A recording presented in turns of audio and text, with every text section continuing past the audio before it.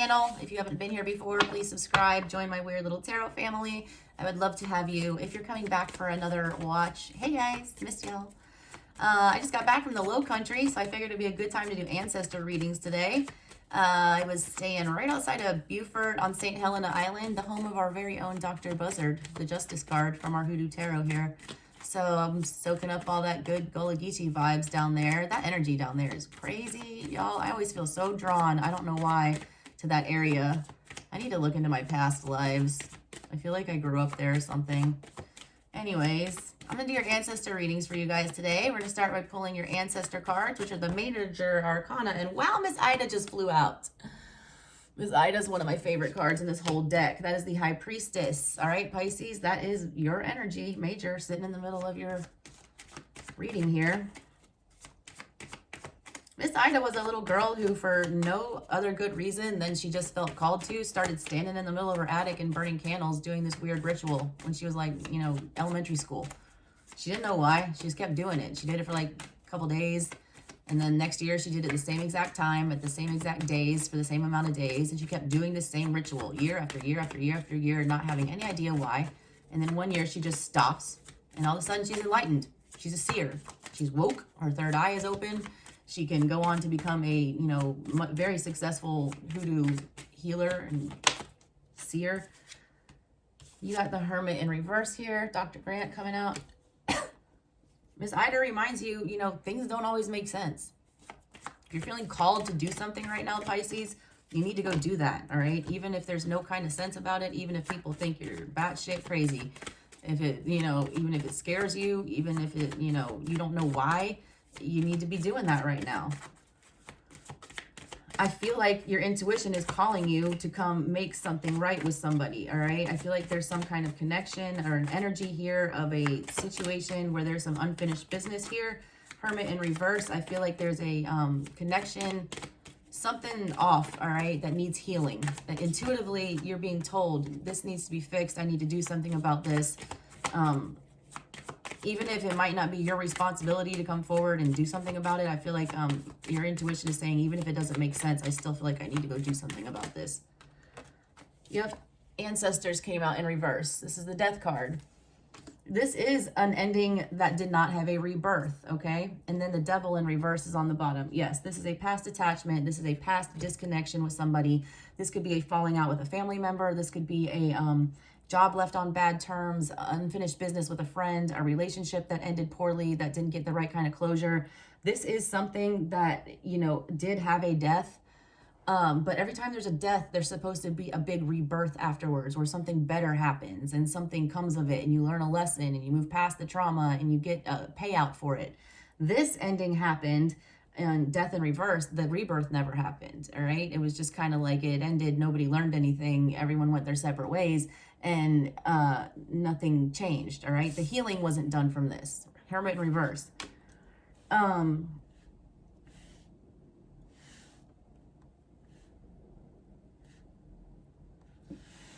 This Devil energy here on the bottom too, I feel like this is something that it's like a person that you can't attach from or a situation that you can't attach from. Like it's not something you can just ghost. I feel like there's something that holds y'all together, all right? I also feel like with that Devil energy here, whatever this fallout was regarding, it was something major and it was something very toxic, very hurtful that happened with this Devil energy. Mrs. Robinson straight up, well, I'm not going to say straight up. It's very heavily implied that Mrs. Robinson used root work to kill her arch rival's son, all right? Hoodoo, voodoo, there is no law of three, all right? This is not Wicca. You can do black magic, you can do white magic, you can do good magic, you can do bad magic, you can do, you know, you can root somebody, you can hex, you can curse. If it's deserved, all right, it's allowed. And it was deserved in Miss Robinson's case. These people were discriminating against her. They wouldn't let her into church because they thought she was a witch. They were persecuting her. They ran off her business. They ruined her, you know, whole career, everything. And she took the necessary retaliation, all right? Her most prized possession, her business, her baby was robbed from her for no good reason. So she took the person who's robbed it from her's, you know, most prized possession, which was her son. It's like an energy of tit for tat. Like somebody got revenge here for something, but I feel like the revenge was deserved. the other person's and like somebody is in the wrong, all right, and they feel like they did whatever they did because they had to. Now intuitively there's like this energy of like, well, we didn't really do this on the right terms, we didn't end this the correct way, there's something here that needs to be healed, needs to be fixed, that we need to discuss before we move on from this. All right, let me pull your family energy card. Family energy is the court cards, the kings, the queens, the knights, all that good stuff. It's the energy that your ancestors are viewing you either embodying the most right now, or the one that you're going to need to be focusing on the most, or they're wanting you to pay attention to. So let's see what they have for you.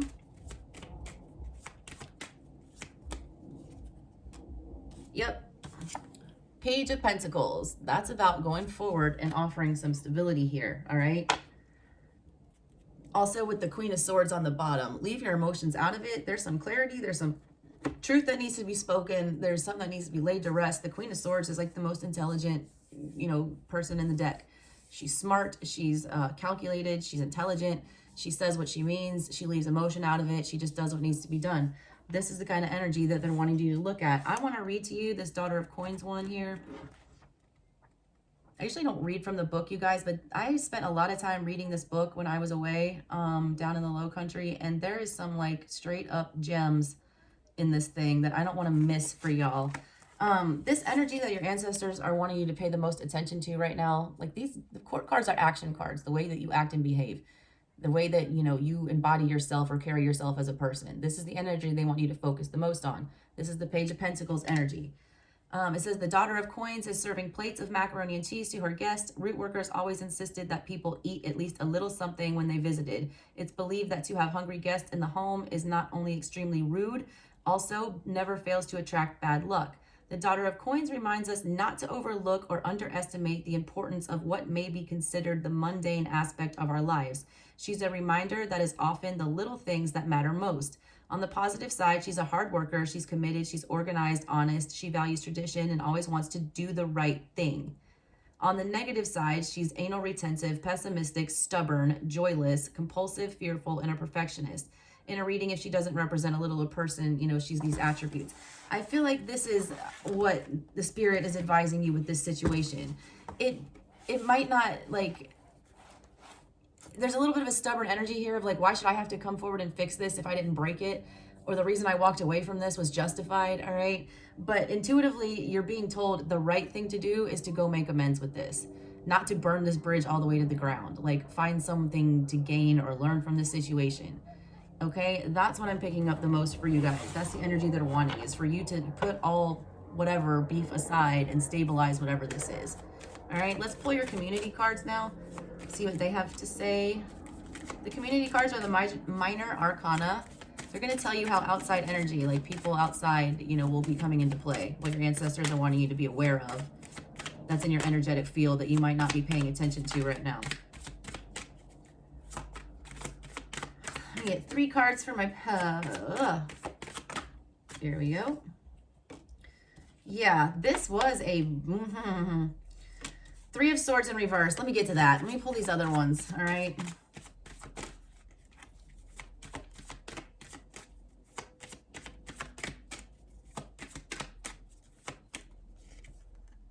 Nine of Pentacles.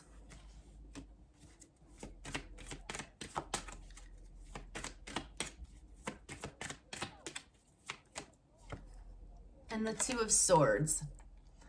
All right, look at this card right here, this 2 of Swords. I was reading the history on this one. You see she's got 4 eyes here. She's got 2 regular eyes, and then she's got 2 darker eyes above here. There's like a terminology used in the Gullah Geechee, you being 4-eyed, all right? It means that you're tapped into your intuition, that you not only see with your real eyes, but you see with your spiritual eyes as well. Your intuition, all of that stuff. Ancestors are wanting you to see that whoever this other person is, this person's spiritual eyes are closed. This person's intuition is not as high as yours right now. They are not in this high priestess energy like you are. To see that not healing this is not causing, you're not learning your lesson. The rebirth is not happening. They're not tuned in like you are.